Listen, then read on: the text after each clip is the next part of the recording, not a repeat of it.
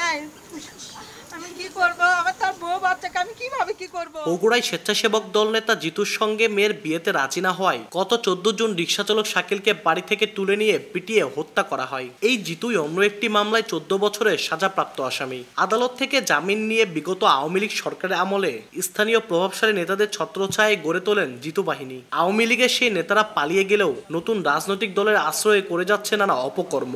শাকিল হত্যায় 17 জনের বিরুদ্ধে মামলা হলেও এখনো 14 জনই ধরাছোঁয়ার বাইরে। নিহতের পরিবারের অভিযোগ, পলাতক আসামিরা প্রতিনিয়ত প্রাণনাশের হুমকি দিচ্ছে। আমরা কিন্তু নিরাপত্তায় নাই, কেননা 4 নম্বর আসামি যে আশিক, সে এখনো আমাদেরকে হুমকি ধুমকি দিচ্ছে। কার বিটি আলো বেড়াবেড় তাগরক ধরে নিয়ে আসে দেও টাকা এলো ওই চান্দাবাজি। আমার ছেলেকে মারছে জিতু, তার আমি ফাঁসি চাই, তার সহপাঠীকে আমি তার নির্মমভাবে আমি বিচার চাই। এদের কিভাবে সংসার চলবে, এদের কিভাবে কি হবে, এটাই আমরা আবেদন করতেছি। আর আমরা সব সময় আমরা ফাঁসি চাই। গোয়েন্দা পুলিশ জানায়, শুধু জিতু বাহিনী নয়, বগুড়া শহরের চারমাথা, মালগ্রাম, কলোনি, উপশহর, সেউজগাড়ি, চেলকপাড়া ও নামাবালা সহ অন্তত 15টি এলাকায় সক্রিয় রয়েছে কিশোর গ্যাং। গ্যাংগুলোর সদস্য সংখ্যা শতাধিক। শুধু এপ্রিলে কিশোর গ্যাংয়ের হামলায় আহত হয়েছেন 2 জন সাংবাদিক ও 2 পুলিশ কর্মকর্তা। সর্বশেষ 15 জুন ঝোপগাড়ি এলাকায় গ্যাং লিডার নিশানকে ধরতে গিয়ে ছুরিকাঘাতে আহত হন 2 পুলিশ সদস্য। কিশোর গ্যাংয়ের জন্য সামাজিক অবক্ষয় ও রাজনৈতিক দুর্বৃত্তায়নকে দায়ী করছেন বিশেষজ্ঞরা। গোয়েন্দা তৎপরতা বৃদ্ধি করলে আমার মনে হয় এগুলি কিছুটা কমে আসবে এবং পুলিশকে গ্রেপ্তারটা হতে আরও একটু তাদের কার্যক্রমটা বাড়াতে হবে। যারা এইগুলোর সাথে জড়িত তাদের কোনো দল নাই, তারা হলো এই এখন ভর্তি বয়সের ছেলেরা, যাদের ওই একটা হিরোইজম ভাব, তারা এর সাথে বেশি সম্পৃক্ত।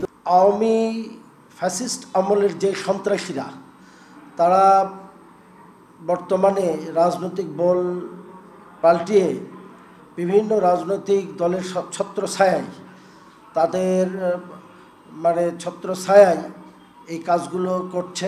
এদেরকে রাজনীতিতে ব্যবহার করা হয়।